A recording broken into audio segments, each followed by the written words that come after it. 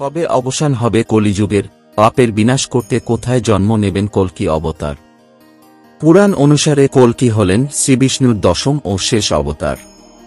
কলিযুগে অধর্মকে বিনাশ করতে এবং ধর্মের পুনঃপ্রতিষ্ঠা করতে কল্কি অবতার রূপে শ্রীবিষ্ণু অবতীর্ণ হবেন বলে বিশ্বাস হিন্দু ধর্মে। জেনে নিন বিষ্ণুর দশম অবতার কল্কি সম্পর্কে বিশদে। হিন্দু ধর্ম অনুসারে বিশ্ব সংসার থেকে পাপ নির্মূল করতে যুগে যুগে বিভিন্ন অবতার রূপে আবির্ভূত শ্রীবিষ্ণু। গীতায় শ্রীকৃষ্ণ বলেছেন, এই জগৎ যখনই পাপের ভারে ভরে উঠবে তখনই সাধুদের রক্ষা করতে ও ধর্মের পুনঃপ্রতিষ্ঠা করতে আমি যুগে যুগে আবির্ভূত হব। বিষ্ণুর 10 অবতার। পুরাণে বিষ্ণুর 10 অবতারের কথা পাওয়া যায়। এর মধ্যে 9টি অবতার পৃথিবীতে আবির্ভূত হলেও শেষ অবতার কল্কি রূপে এখনও অবতীর্ণ হননি তিনি। কলিযুগের শেষ পর্যায়ে কল্কি অবতারের জন্ম হবে বলে শাস্ত্রে উল্লেখ রয়েছে। সত্য, ত্রেতা, দ্বাপর ও কলি এই 4 যুগের মধ্যে এক একটি যুগের কবে সূচনা হবে এবং এক একটি যুগ কতদিন স্থায়ী হবে ও তার অবসান হবে তার উল্লেখ আছে পুরাণে।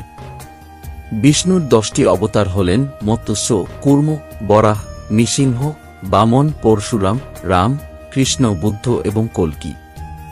কবে আসবেন কল্কি অবতার? সত্য, ত্রেতা ও দ্বাপর যুগের অবসানের পর বর্তমানে চলছে কলিযুগ। কলিযুগের শেষে যখন অধর্ম ও পাপ চতুর্দিকে ছেয়ে যাবে তখন পৃথিবীকে পাপের হাত থেকে রক্ষা করতে কল্কি অবতার রূপে জন্ম নেওয়ার কথা বিষ্ণুর। কল্কি অবতার অত্যন্ত আক্রমণাত্মক। তিনি সাদা ঘোড়ার পিঠে চড়ে আসবেন, তার হাতে থাকবে খোলা তরোয়াল। সব অন্যায় অবিচার ধ্বংস করে সবকিছু পুনঃপ্রতিষ্ঠা করবেন। তখন আবার নতুন করে শুরু হবে সত্যযুগ। পুরাণ অনুসারে 43200 বছর ধরে চলবে কলিযুগ। এরকম অজানা তথ্য এবং রহস্য জানতে আমাদের ফ্যাক্ট ইনসাইড বাংলা ইউটিউব চ্যানেলটিকে সাবস্ক্রাইব করে রাখুন এবং নতুন নতুন ইন্টারেস্টিং ফ্যাক্ট ভিডিওর আপডেট পাওয়ার জন্য পাশে থাকা বেল আইকনটি প্রেস করুন। আজ এই পর্যন্তই।